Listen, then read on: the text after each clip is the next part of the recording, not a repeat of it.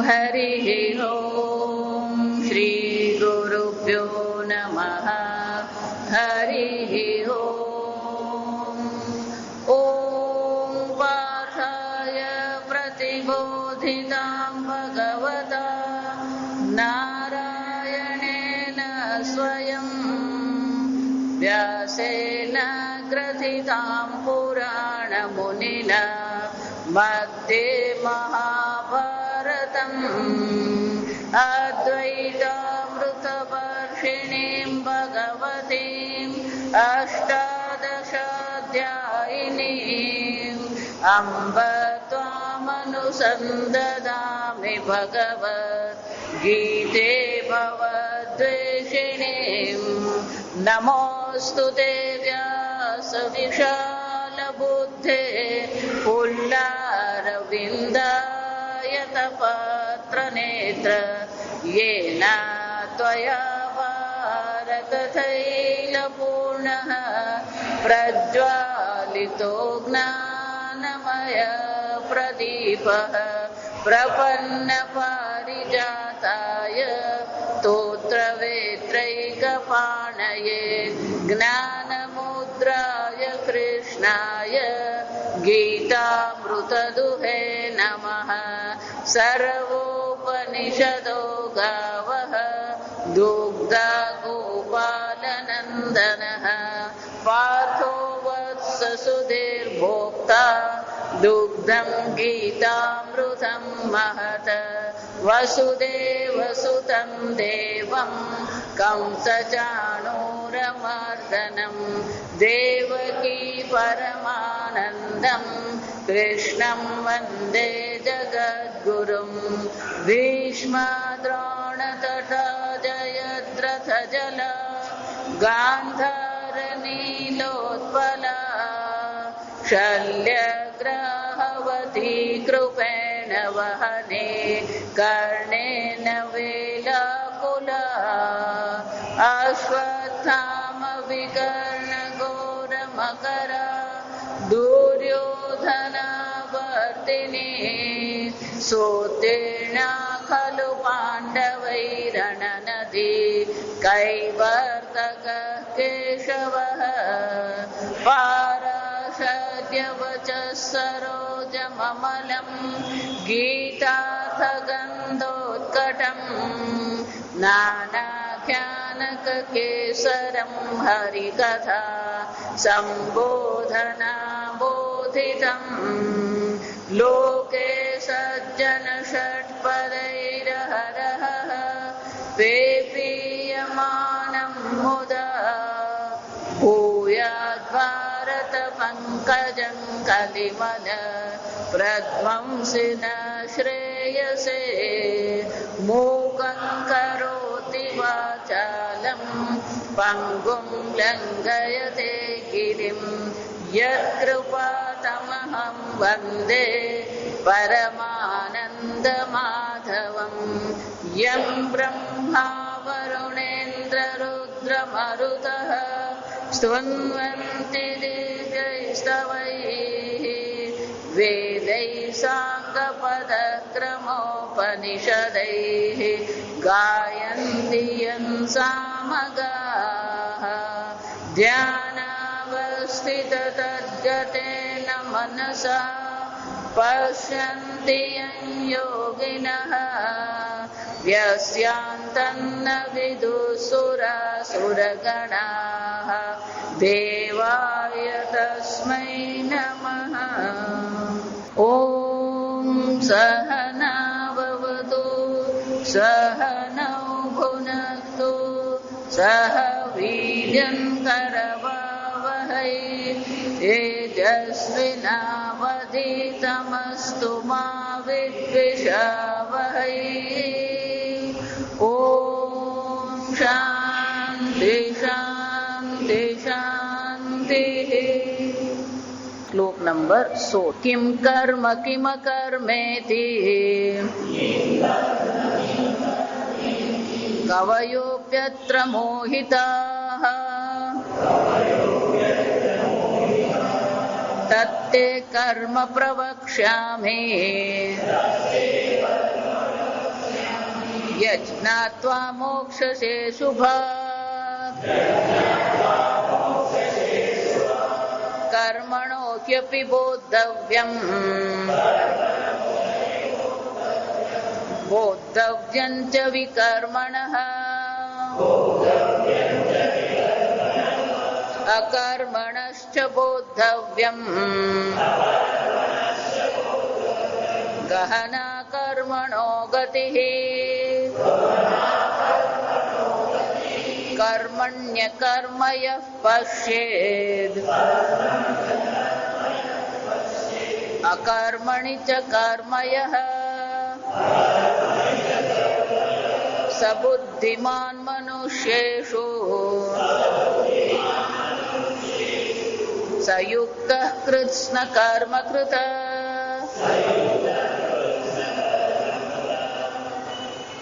ભગવાન અર્જુનને સ્પષ્ટ શબ્દોમાં કહે છે કુરુ કર્મૈવ તસ્માત્ ત્વમ, અને એટલા માટે અર્જુન તું કર્મ કર.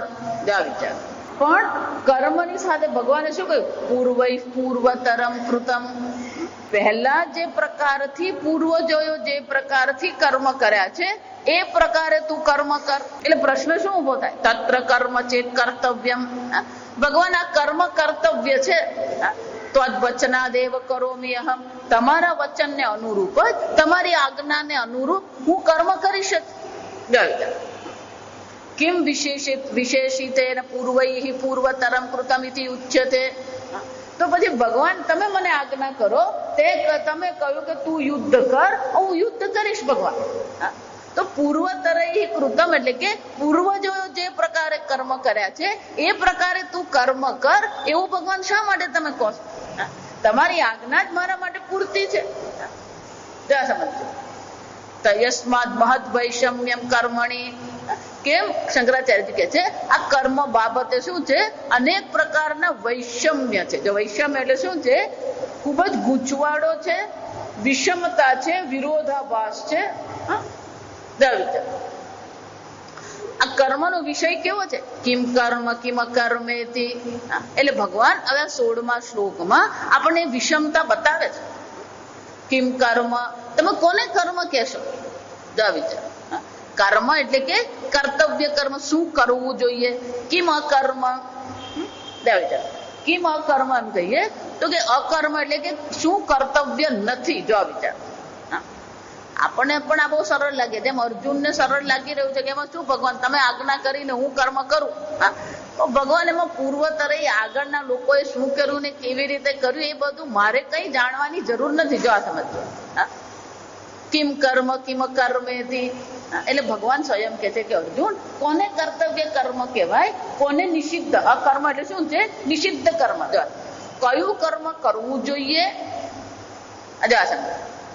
અને કયું કર્મ ન કરવું જોઈએ, કોને અકર્મ કહેવામાં આવે. કિમ એટલે કોને, કોને કર્મ કહેવામાં આવે, કોને અકર્મ કહેવામાં આવે. કવયોપ્યત્ર મોહિતાઃ. અર્જુન કવયઃ. શંકરાચાર્યજી કહે છે મેધાવિનઃ અત્ર અસ્મિન કર્માદિ વિષય મોહિતાઃ. મોટા મોટા વિદ્વાનો જે છે, મેધાવીઓ જે છે. કવિ કોને કહેવાય? ક્રાંતદર્શી કવિ. કવિ કોને કહેવામાં આવે? ક્રાંતદર્શી. ક્રાંતદર્શી એટલે કે જે આંખથી દેખાય છે એનાથી પણ એ વિશેષ જોવા સમર્થ છે. જો આ સમજો. આપણને એમ કહેવામાં આવે આ મોગરાનું ફૂલ છે તો આપણે શું જોઈએ છે? આ મોગરાનું ફૂલ જોયું. જો આ સમજો. પણ જે કવિ છે, લૌકિક રીતે પણ જે કવિ છે, કવિ તો શું કરી શકે? આ મોગરા પર એક સુંદર કાવ્ય લખી શકે. આપણે રોજ પેલો સૂર્યોદય જોઈએ, રોજ સૂર્યાસ્ત જોઈએ. પણ જે ચિત્રકાર છે એના પરથી શું કરી શકે? સરસ મજાનું ચિત્ર બનાવ. જો વિચારજો. આ ફોટોગ્રાફ બધા જે છે, ફોટો પાડવા વાળા છે, આપણને શું લાગે? કઈ નહીં, હવે આમ કેમેરો લીધો ને આમ ક્લિક કર્યો ને પતી ગયું. એની પણ પેલી સ્પર્ધા હોય. શ્રેષ્ઠ ફોટો કોનો છે એની પણ શું હોય છે? સ્પર્ધા હોય. અને સ્પર્ધામાં જે લોકો પોતાના ફોટાઓ મૂકે અને એ જયારે આપણે જોઈએ ત્યારે આપણને શું લાગે? ઓહો, આવો સરસ ફોટો પાડ્યો. જો વિચાર. તો આપણે પણ જોઈએ છે, આપણે પણ અનુભવીએ છીએ, પણ આવી કોઈ વિશેષતા આપણને દેખાય છે ખરી? જે વિશેષતા જોવાને કારણે આપણે કાવ્ય લખી શકીએ, ચિત્ર બનાવી શકીએ, ફોટો પાડી શકીએ, વર્ણન કરી શકીએ. જો વિચારો, હજારો લોકોએ અત્યાર સુધીમાં નર્મદા પરિક્રમા કરી હશે, પણ એ નર્મદા પરિક્રમાનું વર્ણન જયારે આપણે કાકા કાલેલકરનું વાંચીએ, આપણે પેલું ગુજરાત સમાચારમાં આવ્યું છે, ગુણવંત શાહ આપે છે, જો આ સમજો, એ કેટલાય લેખ જતા રહ્યા. જો વિચારો, આપણે ચારધામ યાત્રા કરી આવ્યા ને આપણે ફરી આવ્યા, પણ આપણને ક્યારેય આવું લખવું કે વર્ણન કરવું એવું આપણા મગજમાં આવે છે? અને ધારો કે મગજમાં આવ્યું તો 2-4 પાના લખીએ ને પછી થઈ જાય. આરંભે શુરાહા, કાકા કાલેલકરે વર્ષો પહેલા એ નર્મદા પરિક્રમાનું પુસ્તક લખ્યું. હમણાં જે સ્વામીજીના શિષ્ય મારા ગુરુબેન મારી સાથે જ ભણ્યા હતા, અમેરિકા છે હવે, તો હમણે અહીંયા પેલું 4 ધામની યાત્રા કરવા આવ્યા. એ 4 ધામની એમણે યાત્રા કરી, ક્યાં ક્યાં ગયા, તો ત્યાં દરેક સ્થાનના એને ફોટા પાડ્યા અને દરેક સ્થાનનું થોડું થોડું શું કર્યું છે, એક ફકરા જેટલું પેલું વર્ણન લખ્યું છે. અંગ્રેજીમાં સરસ મજાનું એને વર્ણન લખ્યું. એટલે પછી એને સ્વામીજીને બતાવ્યું. સ્વામીજી ઋષિકેશમાં જતા એટલે સ્વામીજી જો અમે બધે ફરી આવ્યા ને બધે મેં આવું થોડું થોડું કંઈક લખ્યું. સ્વામીજી કહે બહુ સરસ ત્યાં લખ્યું, તું એને બહાર પાડ. જા, આપણે ફરી આવીએ, આપણે જોઈ આવીએ. એનો અર્થ શું થાય? આપણે ફક્ત જેટલું આંખ બતાવે ને એટલું જ જોઈએ, એનાથી બહુ લાંબો વિચાર આપણે કરીએ ને. આ બટાકા વડા છે ને ખાધા ને કામ પતી ગયું, આ હાફૂસ કેરી છે ને ખાધી એટલે કામ પતી ગયું. જો વિચારી જો, કવિ કોને કહેવામાં આવે? ક્રાંતદર્શી. ક્રાંતદર્શી એટલે કે જે છે એમાં પણ વધુ સૂક્ષ્મતાથી, જો આ સમજો, વધુ સૂક્ષ્મતાથી કંઈક જોવાની એની પાસે શક્તિ છે. અને એ સૂક્ષ્મતા જુએ છે એટલું જ નહીં, એ સૂક્ષ્મતાને એ શબ્દ દ્વારા, ચિત્ર દ્વારા, વર્ણન દ્વારા શું કરી શકે? અભિવ્યક્ત કરી શકે છે. બધાનું એ કામ નથી. ક્રાંતદર્શિન એટલે હમણાં આપણે ગુજરાતીમાં કહેવત છે, જ્યાં ના પહોંચે રવિ ત્યાં પહોંચે કવિ. વિચાર, આપણા પૂર્વજો આજે બધી કહેવતો મૂકી ગયા ને, એટલે પાછળ કેટલી બધી ગહનતા છે. વિચાર, એક નાનું પુષ્પ પણ આપણે જોઈએ, આપણને પુષ્પ બહુ સામાન્ય લાગે, પેલો વૈજ્ઞાનિક હોય તો એમાં કઈ ને કઈ કઈ જોતો હોય. આપણો આયુર્વેદ છે ને, આયુર્વેદ એટલે આપણો ગુજરાતી મસાલાનો ડબ્બો. આ સમજો, હકીકત તમને આપણે પેલું રોજ જ મળદર વાપરતા, રોજ જ પેલું રાઈથી વઘાર કરે, રોજ મેથીથી પેલું વઘાર કરતા, એટલે આપણને શું લાગે? પણ આ જ બધી વસ્તુ આપણા રોગ માટે પણ શું છે? ઉપયોગી છે. અમેરિકામાં એક ભાઈ ગુજરાતી છે, પતિ પત્ની બંને અહીંયા આયુર્વેદ કર્યું, પછી અમેરિકા ગયા, પછી ત્યાં આયુર્વેદ શરૂ કર્યું. જો આ સાંભળજો, ત્યાં પણ લોકોને હવે ખબર પડવા માંડી કે આ માંસ મચ્છી ખાવા જેવું નથી, એટલે લોકો શું કરાવે? પેલું શાકાહારી બનવા માંડ્યા. પણ એ લોકોના જીવન પદ્ધતિમાં, એ લોકોની સંસ્કૃતિમાં આ શાકાહારી ભોજન બનાવવાનું એટલું વિશેષતાઓ છે ને. બાફેલું ખાઈ જવા, બાફેલું કેટલા દિવસ ખાઈ શકે?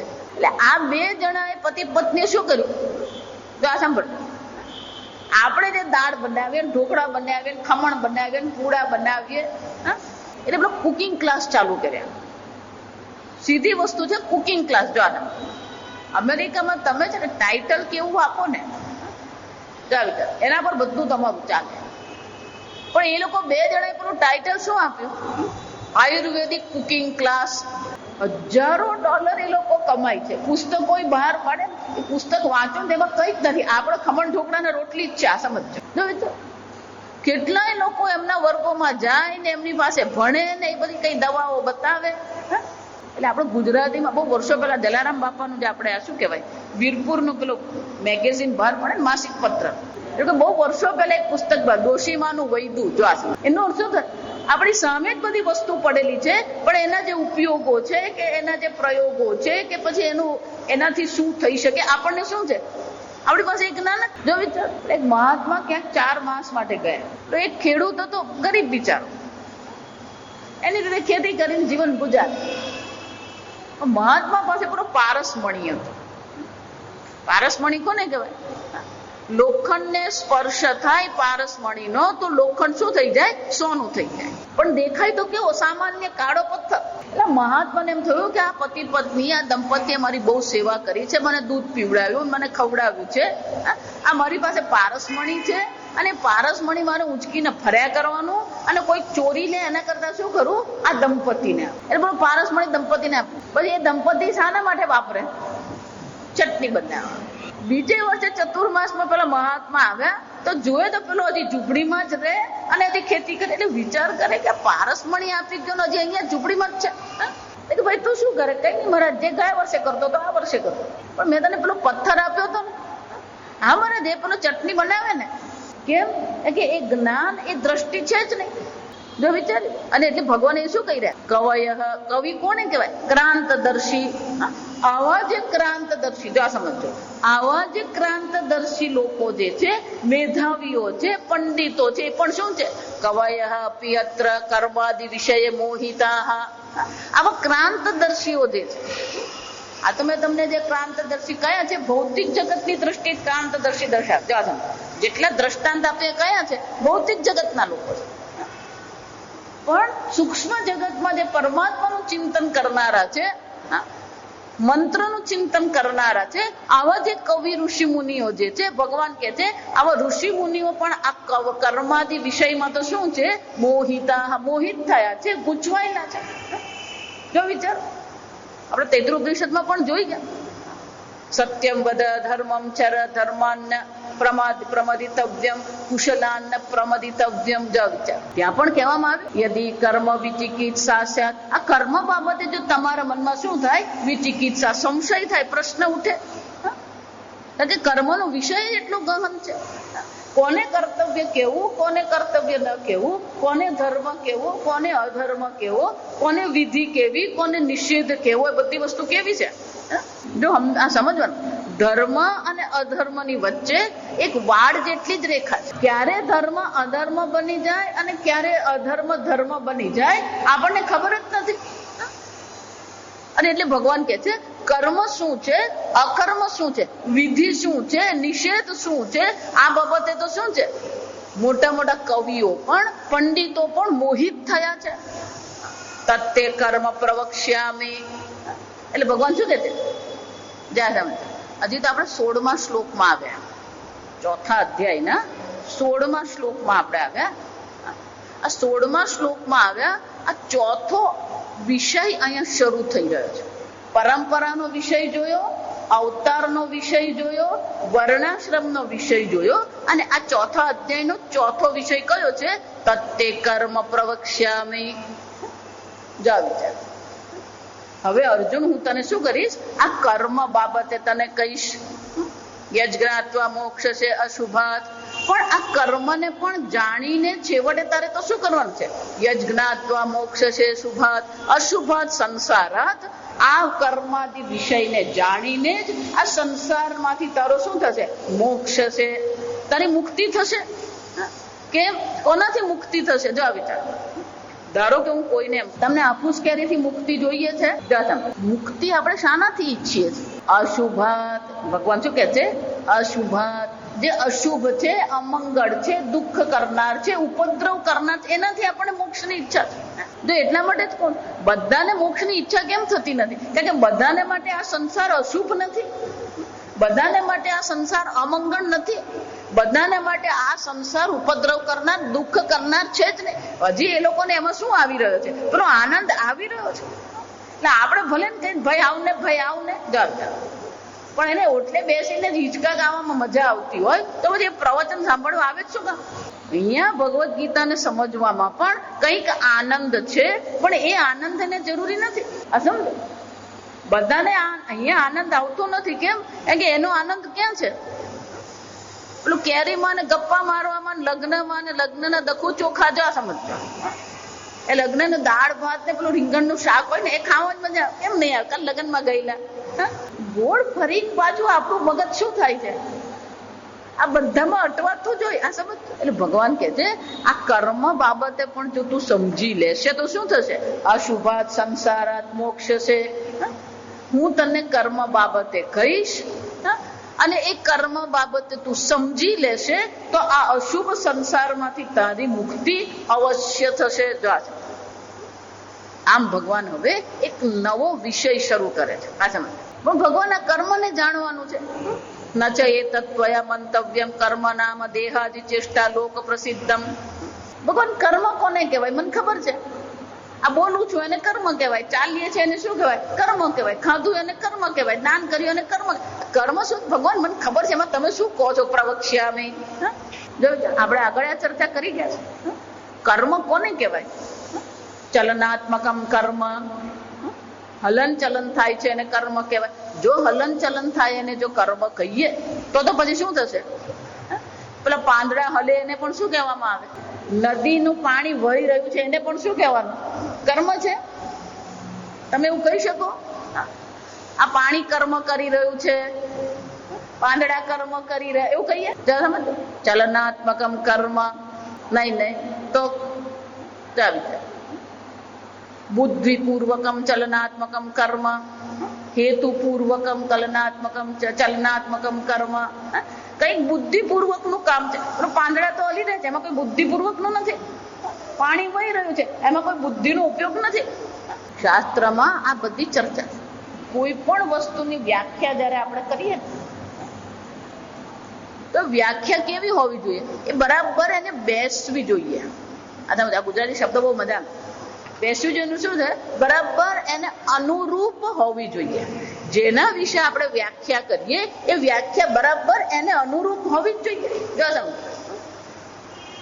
કર્મ જેને આપણે કહીએ છીએ એ કર્મ કેવું છે? ચલનાત્મક. ત્યાં છે હલન ચલન. જો આ સમજો. પણ હલન ચલન એકલાને જો કર્મ કહીએ તો શું થશે? આપણી વ્યાખ્યા અધૂરી છે.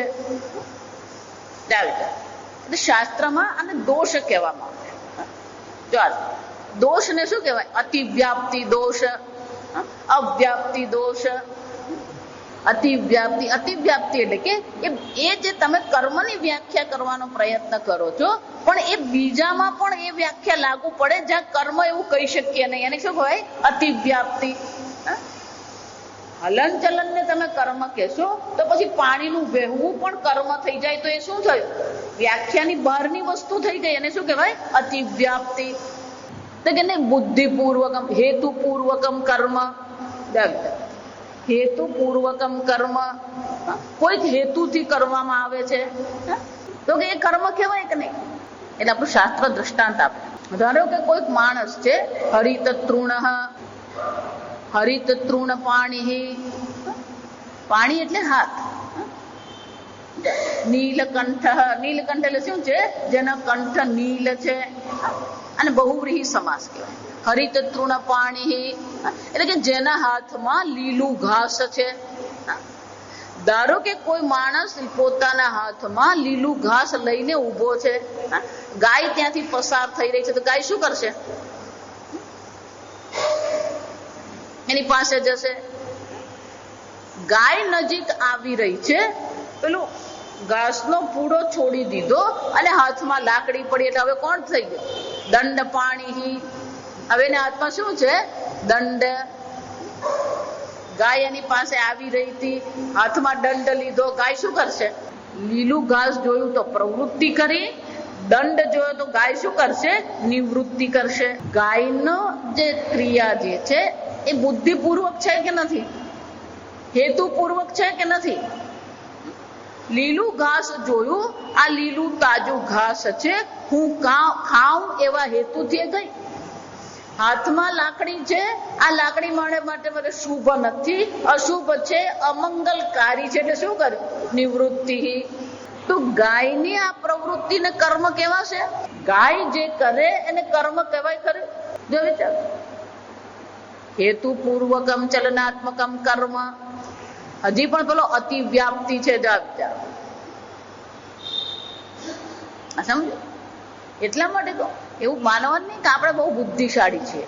તમે પ્રાણી જગતને જુઓ ને, આ ડિસ્કવરી ચેનલ, આખો દિવસ ચેનલ બીજું જોતા હોય ને, આ ડિસ્કવરી ચેનલ પર તમે જુઓ જે પ્રાણીઓને દર્શાવવામાં આવે અને અદ્ભુત એમની શક્તિઓ આપણે જોઈએ ને, તો આપણી શક્તિ આગળ તો આપણે સાવ પાંગડા લાગીએ. સમજ? એમની શક્તિ એમની પ્રવૃત્તિઓ, એ જે પ્રકારથી બુદ્ધિ વાપરે ને આપણને આશ્ચર્ય થાય. તો પછી કર્મ કોને કહેવાય? એટલે કે હજી કંઈક મૂકવું પડે.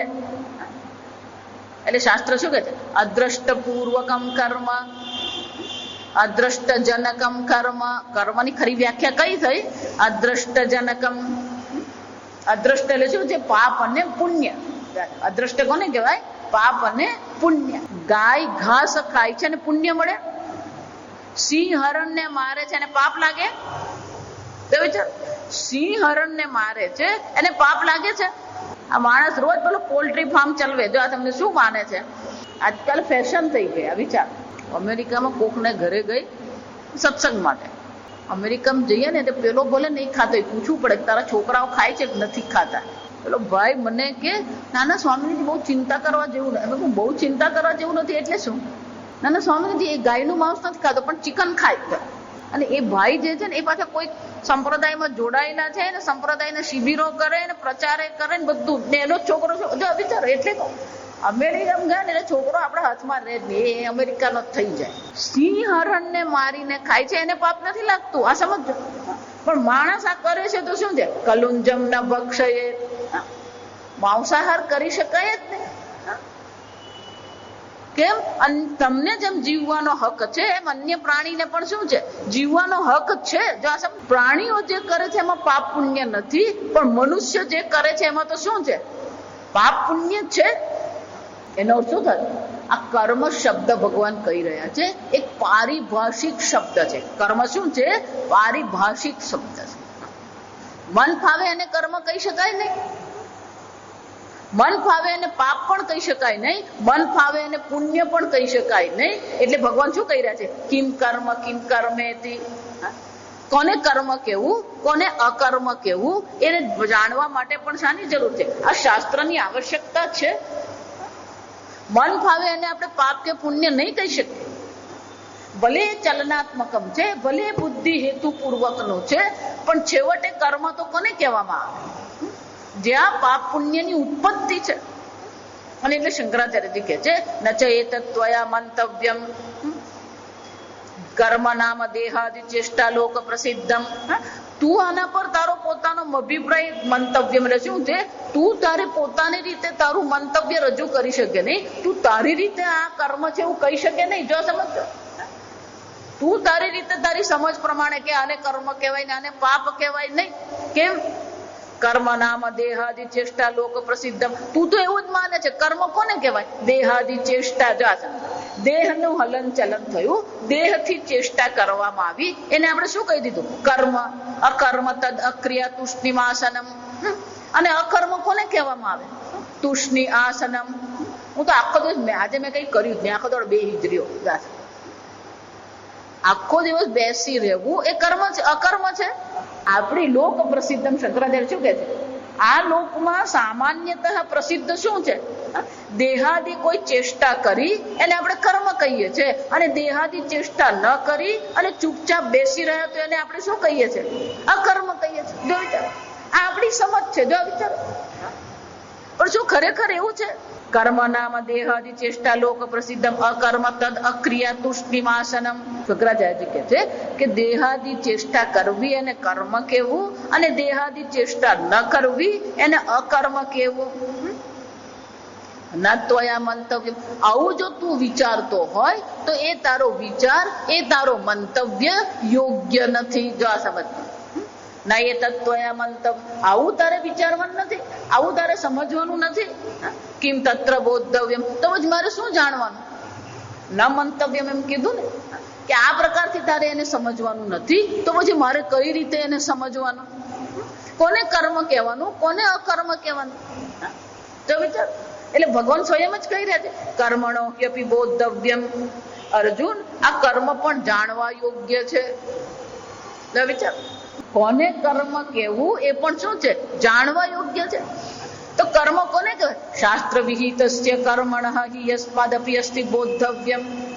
આ શાસ્ત્રના જે વિહિત કર્મ કયા છે એ પણ તારે જાણવાની જરૂર છે. બોધવ્ય, તેમ કર્તવ્યમનો શું થાય? કરવું જોઈએ. એટલે બોધવ્યમનો શું થાય? જાણવું જોઈએ. અર્જુન, શાસ્ત્ર વિહિત કર્મ શું છે એ પણ તારે જાણવાની જરૂર છે. એટલું જ નહીં, બોદ્ધવ્યમ ચ વિકર્મણઃ. વિકર્મ એટલે કે જે કર્મ છે એનાથી વિરુદ્ધ કર્મ. તદ વિપરીતમ પ્રસિદ્ધસ્ય પ્રતિષિદ્ધસ્ય. વિહિત કર્મ એટલે કે ભગવાન શાસ્ત્ર જેનો આદેશ કરે છે એ વિહિત કર્મ છે, શાસ્ત્ર વિહિત કર્મ. એનાથી વિરુદ્ધ શાસ્ત્ર જેનો પ્રતિષિદ્ધ કરે છે. વિહિત એટલે કે આ તારે કરવું જોઈએ, પ્રતિષિદ્ધ એટલે કે તારે આ કરવું જોઈએ નહીં. જો શંકરાચાર્ય કહે છે કર્મ એટલે કે વિહિત કર્મ પણ જાણવા યોગ્ય છે, પ્રતિષિદ્ધ કર્મ પણ શું છે આપણે જાણવું જોઈએ. અકર્મણશ્ચ બોદ્ધવ્યમ તુષ્ણિમ ભાવસ્ય બોદ્ધવ્યમ અસ્તિ ત્રિષુ અપી અધ્યાહાર કર્તવ્ય. શંકરાચાર્ય કહે છે આ પ્રકારથી 3 પ્રકારથી ભગવાન કહી રહ્યા છે કર્તવ્ય. શંકરાચાર્ય કે અધ્યાહાર એટલે શું છે? આ શ્લોકમાં આ શબ્દનો ઉપયોગ કરવામાં આવ્યો નથી, આ શબ્દનો પ્રયોગ કરવામાં આવ્યો નથી, પણ એ સમજી લેવાનો. અધ્યાહારનો અર્થ શું થાય કે એ ભલે શ્લોકમાં કહેવામાં આવ્યો નથી પણ આપણે સમજી લેવાનો. કયો શબ્દ છે? કર્તવ્ય. શું કર્તવ્ય? બોદ્ધવ્ય કર્તવ્ય. જાણવું જોઈએ એ પણ શું છે? કર્તવ્ય છે. એનો અર્થ શું થાય? જેવી રીતે હું ગાડી ચલાવું, હું જો રસ્તા પર ગાડી ચલાવું છું તો ગાડી ચલાવવાના જેટલા પણ નિયમો છે એ નિયમો મારે શું કરવા જોઈએ? એ નિયમોને જાણવું એ મારું કર્તવ્ય છે. જો એ જ રીતે આ મનુષ્ય શરીર મેં ધારણ કર્યું છે, મનુષ્ય શરીરમાં કર્મ કરવાની સ્વતંત્રતા છે, તો પછી મારે પણ શું કરવું જોઈએ? કોને કર્મ કહેવામાં આવે એ જાણવું જોઈએ, કોને વિકર્મ કહેવામાં આવે, પ્રતિષિદ્ધ કર્મ કોને કહેવાય એ પણ મારે સારી રીતે જાણી લેવું જોઈએ. એટલું જ નહીં, અકર્મણશ્ચ તુષ્ણિ ભાવમ, ચૂપચાપ બેસવું, કર્મ રહિત. અકર્મ એટલે શું છે? કર્મ રહિત જે ભાવ જે છે એ કોને કહેવામાં આવે? પણ ભગવાન એમાં કઈ મોટી વાત થઈ ગઈ. ગહના કર્મણો ગતિ. ભગવાન શું કહે છે? આ કર્મની ગતિ જે છે એ કેવી છે? ગહના વિષમા દુર્જ્ઞાના. અત્યંત વિષમ છે અને દુર્જ્ઞાના એટલે કે એને જાણવું પણ કેવું છે? અત્યંત કઠિન છે. કોને કર્મ કેવું, કોને અકર્મ કેવું, કોને વિકર્મ કેવું એ ભગવાન કહી રહ્યા છે. આ કર્મની ગતિ બહુ ગહન છે. ઉપલક્ષણાર્થમ કર્માદિનામ કર્મ અકર્મ વિકર્મણામ ગતિ. ભલે ભગવાન અહીંયા ખાલી એટલું જ કીધું કર્મણો ગહના ગતિ, એટલું કર્મની ગતિ ગહન છે એવું કીધું. શંકરાચાર્યજી કહે છે ફક્ત કર્મ જ નહીં, આ 3 લઈ લેવાના. કર્મ અકર્મ અને વિકર્મ. કર્મને જાણવું જ ગહન છે એમ નહીં, અકર્મને પણ જાણવું ગહન મુશ્કેલ છે, કઠિન છે, અને વિકર્મને જાણવું પણ શું છે? કઠિન જ છે. શંકરાચાર્યજી કહે છે કર્મ શબ્દ ઉપલક્ષણ માટે છે. ઉપલક્ષણનો અર્થ શું થાય કે એકને કહીએ એટલે એની સાથે જોડાયેલા બાકી બધા પણ શું થઈ જાય? સમજી લેવાના. આંખથી આત્માના દર્શન થઈ શકે એમ નથી એવું જયારે કહેવામાં આવે તો એકલી ચક્ષુરેન્દ્રિય લેવાની નથી, બાકીની 4 જ્ઞાનેન્દ્રિયોનો પણ એમાં શું કરી દેવાનો? સમાવેશ જ કરી દેવાનો છે. એને ઉપલક્ષણ કહેવાય. એટલે શંકરાચાર્યજી કહે છે ભલે ભગવાને શબ્દ ખાલી કર્મણ જ વાપર્યો. આ કર્મની ગતિ જો એટલે જ પેલું ભજન છે કર્મ ગતિ ન્યારી. જો આ સમજો, આ કર્મની ગતિ કેવી છે? ન્યારી છે. ન્યારી એટલે કે આપણી સમજની બહારની વસ્તુ છે. પણ એકલું કર્મ જ નથી લેવાનું. શંકરાચાર્ય શું કહે છે? કર્મ અકર્મ વિકર્મણામ ગતિ યાથાત્મ્યમ તત્વમિત્યર્થઃ. બોદ્ધવ્યમ એમ કીધું ને, જાણવા યોગ્ય છે. તો કે શું જાણવાનું છે? યાથાત્મ્ય તત્વમ. શંકરાચાર્યજી કહે છે એનું યાથાત્મમ એટલે કે એનું યોગ્ય અનુરૂપ સ્વરૂપ જાણી લેવાનું છે. કર્મનું સ્વરૂપ શું છે, અકર્મનું સ્વરૂપ શું છે, અને વિકર્મનું સ્વરૂપ એનું તત્વ શું છે? આ કર્મનું તત્વ શું છે એનું યાથાત્મમ એટલે કે એ જેવું છે એવું એને જાણી લેવું પણ શું છે? આવશ્યક છે. એનો અર્થ શું થયો? આ 2 શ્લોકમાં ભગવાને દર્શાવી દીધું કે આપણી જે કર્મ અકર્મ અને વિકર્મની જે સમજ છે એ યોગ્ય નથી. કવિઓ પણ એ બાબતમાં ગૂંચવાયા છે. અને એટલા માટે શું કર્યું? તત્તે કર્મ પ્રવક્ષ્યામિ. અને એટલા માટે અર્જુન હવે હું નવો વિષય શરૂ કરું છું. કેમ? તેમ મને પ્રશ્ન કર્યો કે આ બધા આગળ જે કર્મ કરી ગયા એને અનુરૂપ જ હું કર્મ કરું એવું તમે શા માટે કહી રહ્યા છો? કારણ કે તું જાતે જાતે જો નિર્ણય કરવા જઈશ તો ક્યાંક ને ક્યાંક શું થશે? વિચાર, તું જાતે જ કર્મ ને અકર્મનો જો વિચાર કરવા જઈશ તો ક્યાંક ને ક્યાંક તું ભૂલ કરી બેસશે. અને એટલા માટે મેં તને કહ્યું કે આગળ ઋષિ મુનિઓ જે પ્રકારથી કર્મ કરી ગયા છે એ પ્રકારે તું કર્મનું અનુસરણ કર. જાતે તું તારી રીતે કર્મ કરવાનો પ્રયત્ન કર ને. શાસ્ત્રમાં ઘણા બધા વિધાન એવા છે કે જેની પાછળ કોઈક ને કોઈક રહસ્ય રહેલું છે. એ શું રહસ્ય છે આપણને ખબર નથી. પણ આજકાલ આધુનિક લોકો છે, એટલે પેલો આધુનિકતા શંકરાચાર્યજી કીધું ને ગઈકાલે આપણે જોયું કે આધુનિક રીતે જે વિચારવામાં આવે છે એ રીતે આપણે વિચારવાનું નથી. શાસ્ત્ર જે પ્રકારે આપણને આદેશ કરે છે એ આદેશની પાછળ ઘણા બધા રહસ્ય છે. કેટલાક રહસ્ય આપણી સમજની બહારના છે. અને એટલા માટે શું કરવાનું? જે કહેવામાં આવ્યું છે એ ચૂપચાપ કરવાનું. આપણે બહુ એમાં લાંબુ પડવાનું નહીં. જાત પણ હંમેશા માણસનો એક સ્વભાવ છે, હંમેશા એ પોતાને બુદ્ધિશાળી પુરવાર કરવાનો જ પ્રયત્ન કરતો હોય. પણ એ બુદ્ધિશાળી પૂર્વક પ્રયત્ન કરવામાં શું કરે છે? એ ક્યાંક ને ક્યાંક ગોટાળો કરી નાખે છે. જો વિચાર, તમે મહાભારત જુઓ ને, સંપૂર્ણ મહાભારત આની જ ચર્ચા છે. કોને કર્મ કહેવાય, કોને કર્તવ્ય કહેવાય, કોને નિષિદ્ધ કર્મ કહેવાય આપણને ખબર જ નથી. ભીષ્મ પિતામહને એમ થયું કે મેં સાપને બચાવ્યો. કથા તો ખબર જ છે. ભીષ્મ પિતામહને શું થયું? યુવાન હતા, માં ગંગા પાસે ધનુર્વિદ્યાનો અધ્યયન કરી રહ્યા હતા. જંગલમાંથી પસાર થતા હતા, પેલો કેડી પર સાપ હતો. એમણે શું કર્યું? પેલું ઘોડા પરથી ઉતરવાને બદલે પેલું તીરથી જ સાપને શું કર્યો? એટલે એમણે શું વિચાર્યું? મેં કર્મ કર્યું, મેં ધર્મનું કામ કર્યું, મેં સાપને બચાવ્યો. પણ શું થયું એ તો એમને ખબર નથી. જયારે બાણ શૈયા પર સૂતા અને ભગવાનને એમણે જયારે પ્રશ્ન કર્યો કે ભગવાન મેં એવું તે કયું પાપ કર્મ કર્યું હતું કે આજે મારે બાણ શૈયા પર સૂવું પડ્યું? ત્યારે ભગવાન જો આટલા વર્ષો પછી ભગવાને કહ્યું એમને જવાબ વિચાર. એટલે આટલા વર્ષ એમને ખબર જ નથી કે આ પાપ કર્મ મેં કર્યું છે. એમને તો એમ જ હતું કે મેં સાપ બચાવ્યો. ત્યારે ભગવાને કહેવું પડ્યું કે એ સાપ તમે જે બાજુએ મૂક્યો હતો એ કાંટાની જાળી પર પડેલો હતો. અને આજે જેમ તમારી હાલત છે કે બાણ સૈયા પર તમે છો, એમ કાંટા પર જ એ સાપ પડી રહ્યો. એને કેટલી કીડીઓ કરડી હશે, કેટલા જંતુઓ એમને હેરાન કર્યા હશે. જો વિચારી દો એનો અર્થ શું થયો? આપણે જેને પાપ કહીએ છીએ એ કદાચ પુણ્ય પણ હોય, ખબર નથી. અને જેને આપણે પુણ્ય કહી રહ્યા છીએ એ પણ શું હોઈ શકે? પાપ હોઈ શકે. અને એટલે ભગવાન કહે છે કે આ બધું જાણવું અઘરું જ છે. અને એટલે મેં તને કહ્યું કે પૂર્વૈતર કૃતમ, આગળ જે પ્રકારથી લોકો કરી ગયા એ પ્રકારથી તું અનુસરણ કરતો રહે. યેને પંથાહા મહતામ જનાહા ગતાહા. જો આ સમજો, એને સંસ્કૃતમાં શું કહેવામાં આવે? મહાન જનો જે માર્ગ પર ચાલ્યા છે એ માર્ગ પર આપણે પણ શું કરતા રહીએ? ચાલતા રહીએ. આ જંગલમાં જઈએ ને, જંગલ પણ કેવું હોય? ગહન હોય. જો આ હંમેશા જંગલમાં જઈએ તો એક જ નિયમ છે, ક્યારેય કેડી છોડીને બીજે જવાનું નહીં. જા સમજ, તમે આહવા ડાંગ ને સાપુતારા ને બધે જાઓ ને, પણ તમને એમ થાય ચાલો આપણે ફરવા જઈએ, ગયા ફરવા. પણ પેલી જે કેડી પડેલી હોય ને એના પર શું કરતા રહેવાનું? કેડી છોડીને જો બીજે ગયા તો શું થવાનું? પેલો ક્યાં પહોંચ્યો ને એને જ ખબર નહીં હોય. અને પછી એવી જગ્યા પર પહોંચે કે જ્યાં ઉત્તર શું, દક્ષિણ શું, ને પૂર્વ શું, પશ્ચિમ શું, કશી ખબર પડે જ નહીં. જંગલમાં જઈએ તો શું કરવાનું હોય? પેલી કેડી પર જ ચાલવાનું હોય. અને ભગવાન શું કહે છે? આ કર્મ પણ કેવું છે? ગહન છે. અને એટલા માટે અર્જુન શું કરતા રહેવાનું? મહાન જનો જે માર્ગ પર ચાલ્યા છે એ માર્ગ પર તું પણ ચાલતો રહે.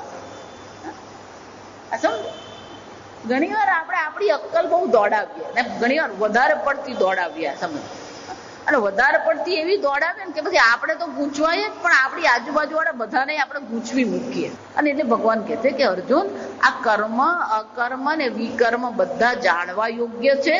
અને જાણવા યોગ્ય જ છે ને, એ પણ કર્તવ્ય છે. જો કર્તવ્ય છે એનો શું થાય? જ્યારે પણ આ કર્તવ્ય શબ્દ આવે ને, કર્તવ્ય શબ્દનો અર્થ એટલો જ થાય કે એ જાણવું એ તમારી જવાબદારી છે. કર્તવ્ય શબ્દનો અર્થ શું થાય? એ જાણવું તમારી જવાબદારી છે, અને ન જાણ્યું તો નુકસાન તમને છે. આ સમજ, જો સમજ, હકીકત છે. અમે નાના હતા ને તેટલું ગામ, ઉનાળાનું વેકેશન પડે એટલે પછી ગામમાં રમવાનું જ હોય. હવે આ બધા જાત જાતના વેકેશનના કોર્સ ને ફલાણું ઢીકું, આ કશું ત્યારે હતું નહીં. વેકેશન પડે ને એટલે અમે રાહ જોતા હોય ક્યારે પેલું રિઝલ્ટ આવે. પેલું રિઝલ્ટ આવે એટલે શું છે, બાપુજી બધાને ગાડીમાં મૂકે. રિઝલ્ટ આવે ને પહેલા બધાની બેગ તૈયાર જ થઈ ગઈ હોય. જા પેલું રિઝલ્ટ આવ્યું એટલે બીજે જ દિવસે બાપુજી બધાને શું કરે, ગાડી નાખે જ કેવાનું. જા સમજ, અને બધાને ગામ મૂકી આવે. કાકા હોય, દાદા હોય, દાદી હોય, બધા ત્યાં રહેવાનું. ગામડામાં પછી આખો દિવસ બપોરના શું કરવાનું હોય? કઈ કરવાનું, આરામથી રહેવાનું જ હોય. સમજો પેલી કેરીની વાડી હોય એટલે કેરી ખાવાની, લેર કરે. દાદા અમારા હતા ને, જા વિચાર, તરબૂચ ખાવું જોઈએ. જો આ સમજ, એનો શું થાય? તરબૂચ ખાવું એ તારા માટે શું છે? યોગ્ય છે તારા શરીર માટે. આ તાપમાં આખો દિવસ રખડતા હોય, આ તરબૂચ ખાધું હોય તો શરીરને નુકસાન થાય નહીં. આ જોઈએ શબ્દ જે છે ને, કર્તવ્ય શબ્દ શું દર્શાવે છે? જો એનું અનુષ્ઠાન કરવામાં આવે તો તમારું મંગળ થશે. જો અનુષ્ઠાન નહીં કરવામાં આવે તો અમંગળની શક્યતા છે. તરબૂચ ખાવું જોઈએ એમ કહેવામાં આવે, એનો શું થયો? આ પહેલા તો પેલા ગાડામાં આવતા, બળદ ગાડામાં તરબૂચ લઈને આવતા. એ પેલું મોલ્લાનું નાકું હોય ને, મોલ્લાના નાકા પર અમે રમતા હોઈએ. પેલું બળદ ગાડું જેવું જોઈએ ને એટલે દોડીને પેલા અમારામાંથી એક જણ દોડી પેલો ઘરે જઈને પેલો બળદ પેલો તરબૂચ વાળો આવ્યો, તરબૂચ વાળો આવ્યો. જાય કે આવા તો દે હજી જ કેમ એટલે પેલું બધા જ શહેરમાં મોલ્લામાં બધા શું કરતા હોય, એટલે ભલે આપણને પેલું ત્યાં દેખા, એ ઘરે પહોંચતા અડધો કલાક એને થાય. જા તો કર્તવ્ય, શંકરાચાર્ય શું કહી રહ્યા છે? કર્તવ્ય અધ્યાહારમ. આ કર્તવ્ય શબ્દ અહીંયા અધ્યાહાર છે, એનો શું થયું? એ જાણવું જ જોઈએ. કર્મ, અકર્મ અને વિકર્મ વિશે જાણવું એ શું છે? આવશ્યક છે, તમારા કલ્યાણ માટે છે. આ બીજા કોઈને માટે નથી. જો સમજ, આપણા કલ્યાણ માટે ભગવાન આ કહી રહ્યા છે કે આ પ્રકારથી આપણે કર્મને સમજી લઈએ. ત્યાં બરાબર છે. તો કે તો પછી આ કર્મ ને અકર્મ શું છે ભગવાન? તમે જ કહી દો ને, અમને ખબર પડતી જ નથી. ભગવદ્ ગીતામાં કેટલાક શ્લોક અત્યંત ગહન છે. એક અત્યંત ગહન શ્લોક આપણે બીજા અધ્યાયમાં જોઈ ગયા. નાસતો વિદ્યતે ભાવઃ અસતઃ અભાવઃ ન વિદ્યતે જાહ્નવી ઉભયોરપી દ્રષ્ટવ્ય. આ બંનેના અંતને, આ બંનેના રહસ્યને અર્જુન અવશ્ય જોવું જોઈએ, જાણવું જોઈએ. અત્યંત ગહન શ્લોક. એવો જ આ એક બીજો અત્યંત ગહન શ્લોક છે. કયો છે? આ 18મો છે. એનો શબ્દાર્થ જો તમે લો ને તો તમને એમ જ થાય કે ભગવાનનું ખસી ગયું. કેમ? કર્મણી અકર્મય પશ્ચેત. જે કર્મમાં અકર્મ જુએ છે, અકર્મણી છે અને અકર્મમાં જે કર્મ જુએ છે. ભગવાન તમે એમ કીધું કર્મ, તો કર્મમાં અકર્મ જોવાનું, એનો અર્થ શું થાય? મેં કેરી ખાધી પણ મારે શું જોવાનું? મેં કેરી ખાધી નથી. અકર્મમાં કર્મ જોવાનું એટલે શું છે? મેં કંઈ કર્યું નથી છતાં પણ મારે શું માનવાનું? મેં કેરી ખાધી છે. એવું છે. ભગવાન એવું કહે છે, જે કર્મમાં અકર્મ જુએ છે અને જે અકર્મમાં કર્મ જુએ છે. જો આ વિચાર, બુદ્ધિમાન મનુષ્ય શું? એ કોણ છે? મનુષ્યમાં બુદ્ધિશાળી છે. આપણને તો આપણે કોઈ બુદ્ધિશાળી દેખાતું જ નથી. આ સમજ જો, એટલે હું કહું કેટલાક શ્લોકો એવા છે કે શાંકર ભાષ્ય વગર જો તમે એને સમજો ને તે ખોટા જ સમજો. આ હકીકત તમને કહી, તમારે 25 પ્રકારની ટીકા વાંચવી હોય ને તો વાંચજો, પણ શંકરાચાર્યજીની ભાષ્ય વગરની જો એ ટીકા હશે ને તેનો અર્થ એ લોકો સમજ્યા હશે જ. આના પર વિસ્તારથી શંકરાચાર્યજી ભાષ્ય લખે છે. જ્યાં જ્યાં ગહનતા હોય ત્યાં શંકરાચાર્ય શું કરે છે? વિસ્તાર કરે છે. ભગવાન કે છે આ પ્રકારથી જે જોનાર છે એ કોણ છે? બુદ્ધિમાન મનુષ્ય શું? એટલે શંકરાચાર્યજી ભાષ્ય લખે છે. કર્મણી કર્મ ક્રિયતે ઇતિ વ્યાપાર માત્રમ કર્મણી, કર્મમાં એટલે શું છે? કોઈક પ્રકારનો વ્યાપાર એને કર્યો. કર્મ ક્રિયેતે, કર્મ કરવામાં આવ્યું. ક્રિયતે એટલે શું છે? કર્મ કરવામાં આવ્યું. ક્રિયતે એટલે કરવામાં આવ્યું. કર્મ કરવામાં આવ્યું છે જેમાં વ્યાપાર માત્ર જે છે એ કર્મ જે છે. તસ્મિન કર્મણી અકર્મ, અકર્મ કર્મ અભાવમ યહ પશ્યેત. કર્મનો વ્યાપાર કરવામાં આવ્યો છે, કર્મ કરવામાં આવ્યું છે, અને છતાં પણ જે એમાં શું જોઈએ છે? અકર્મ જોઈએ છે, એટલે કે કર્મનો અભાવ જોઈએ છે. અકર્મણી કર્મ અભાવે, અકર્મણી એટલે કે જ્યાં કોઈ પ્રકારનો કર્મનો અભાવ છે, કોઈ પ્રકારનો વ્યાપાર કે ચેષ્ટા કરવામાં આવી નથી. અકર્મ એટલે શું છે? કોઈ પણ પ્રકારના કર્મ, ચેષ્ટા કે વ્યાપાર થયો નથી. ત્યાં શું જોઈએ છે? કર્મ. કર્મનો અભાવ હોવા છતાં પણ જે એમાં શું જુએ છે? કર્મ જુએ છે. કેમ? કર્તુતંત્રત્વાદ. વિચાર પ્રવૃત્તિ નિવૃત્તિ વસ્તુ અપ્રાપ્ય એવ હિ સર્વ એવ. આગળ પણ હું કહી ગઈ તમને કે કર્મના કેન્દ્રમાં ખરેખર કોણ છે? પેલો કર્તા છે. આપણે આગળ વિસ્તારથી જોઈએ કે કર્મના કેન્દ્રમાં તો કોણ છે? કર્તા જ છે. મેં કર્મ કર્યું. જેનામાં કર્તૃત્વ છે એને પેલું કર્મ બાંધી શકે છે. આગળ જોઈ ગયા આપણે. પણ જેનામાં કર્તૃત્વ જ નથી તો ગમે એટલા કર્મ એ કરે છતાં પણ કર્મ શું છે? કર્મ ભીર ન સબધ્યતે. જોઈ ગયા આપણે. ભગવાન સ્વયં જ કહે છે કે મેં આ વર્ણાશ્રમની રચના કરી પણ હું સ્વયં અકર્તા છું. તો પછી શું થયું? કોઈ પણ પ્રકારે આ કર્મ મને બંધનકારક નથી. કર્તૃત્વ છે તો જ કર્મ શું કરી શકે? બંધનકારક બની શકે. એટલે શંકરાચાર્ય શું કહે છે? કર્તુતંત્રત્વાત. કર્તુતંત્ર એટલે કે એ કોને? તંત્ર એટલે આધીન. એ કોને આધીન છે? કર્તાને આધીન છે. કર્મ અને અકર્મ કોને આધીન છે? પેલા કર્તાને આધીન છે. તંત્ર એટલે આધીન. આ કોને કર્મ કેવું, કોને અકર્મ કેવું, એ બધું કોને આધીન છે? વ્યાપાર કે ચેષ્ટાને આધીન નથી. આપણે એવું માનીએ છીએ કે આ વ્યાપાર કર્યો એટલે શું થયું? કર્મ થઈ ગયું. કોઈ પ્રકારનો વ્યાપાર કે ચેષ્ટા કરવામાં નહીં આવી. એ ચૂપચાપ બેઠો છે એટલે આપણે શું માનીએ? એ કઈ કરતો નથી. શંકરાચાર્યજી કહે છે દેહાદિથી ચેષ્ટા થવી, દેહાદિથી વ્યાપાર થવો એને કર્મ નહીં કહેવાય. અને દેહાદિથી વ્યાપાર ન કરવો, દેહાદિથી વ્યાપાર ન કરવો એને અકર્મ પણ કહી શકાય એમ નથી.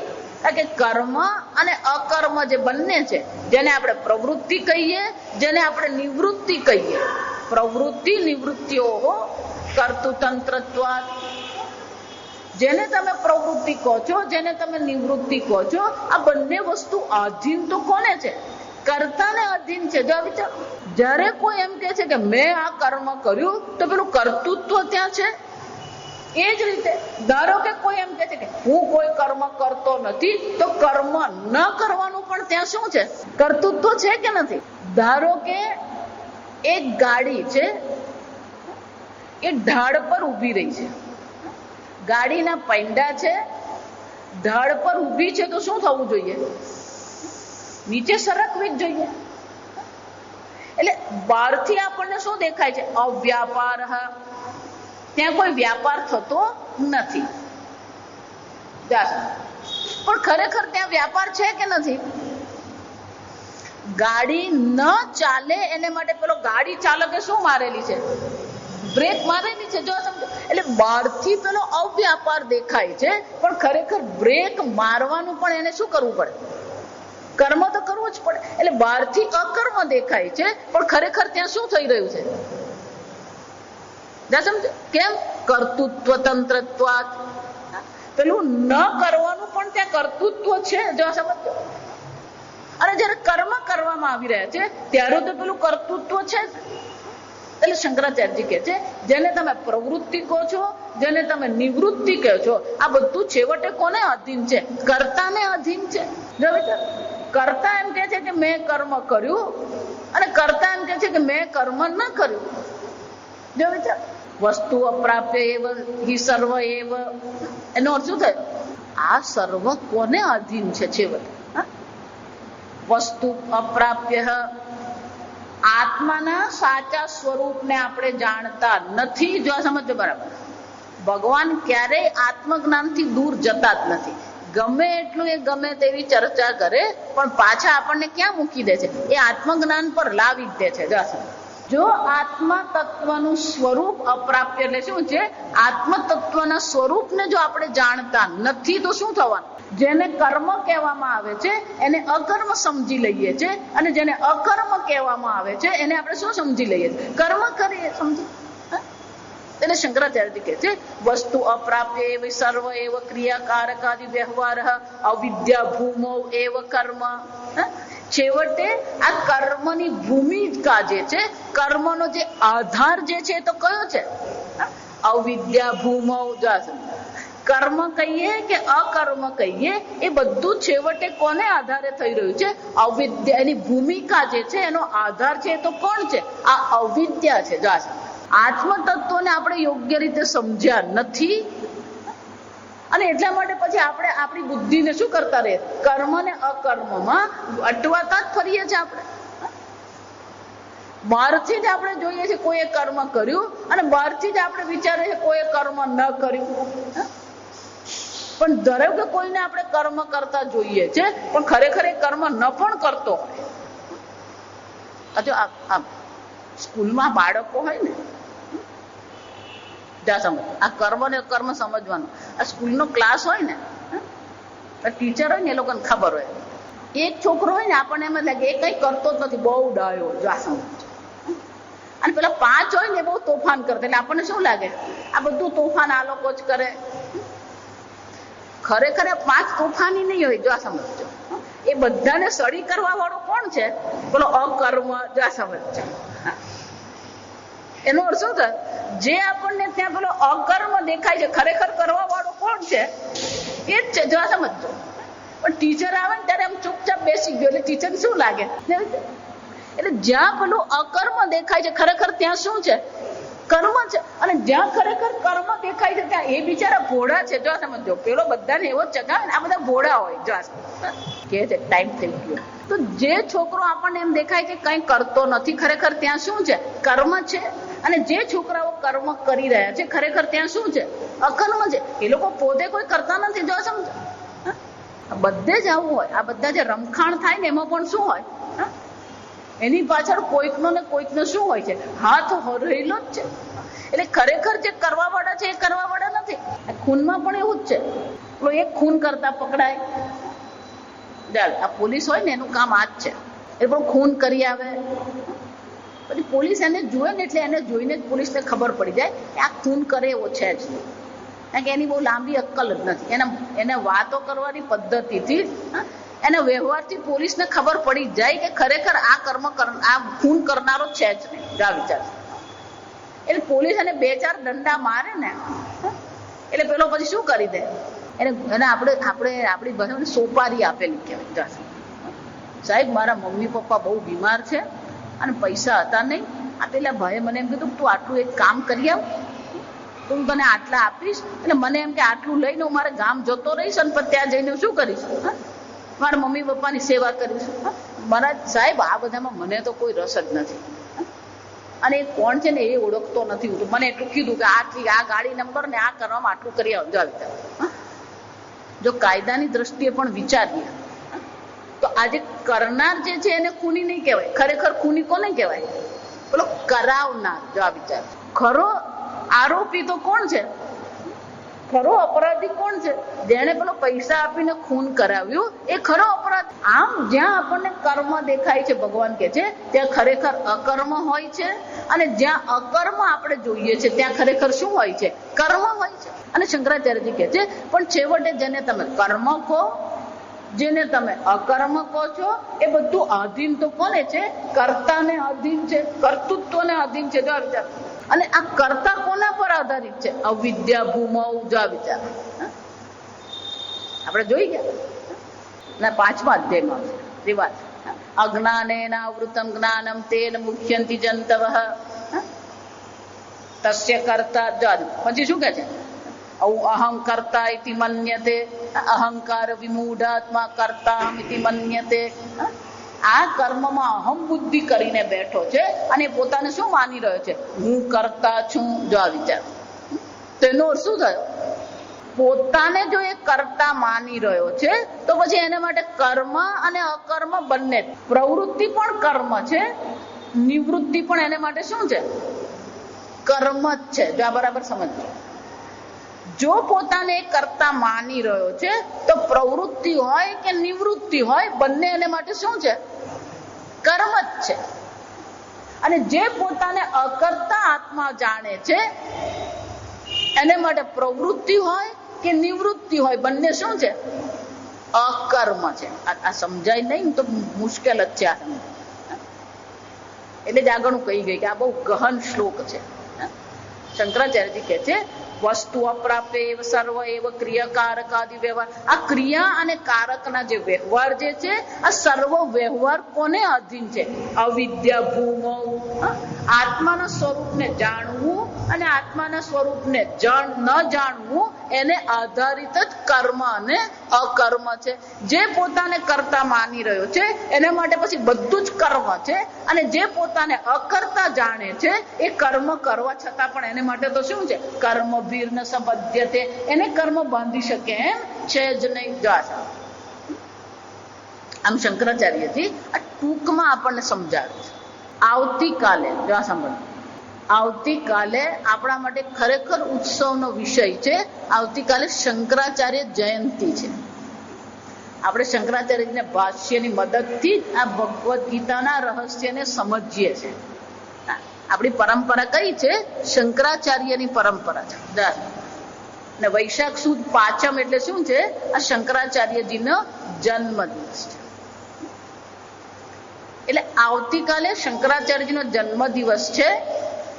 એટલે ભાષ્ય તો ભણીશું, કારણ કે એ દિવસે ભાષ્ય નહીં ભણીએ તો યોગ્ય કહેવાય જ નહીં. જા સમજજો, શંકરાચાર્યજીનો જન્મ દિવસ છે એટલે ભાષ્ય તો શું કરવાનું? ભણીશું આપણે, પણ આખો 1 કલાક ભાષ્ય નહીં કરીએ. આપણે એક અડધો કલાક શંકરાચાર્યજીનું ભાષ્ય ભણીશું, કારણ કે એના દ્વારા જ આપણે એમને શું કરીએ? ખરેખર શંકરાચાર્ય જયંતિની ઉજવણી તો એમનું ભાષ્ય જ છે. આ સમજો. એટલે આપણા માટે તો રોજ જ એમની જયંતિની ઉજવણી.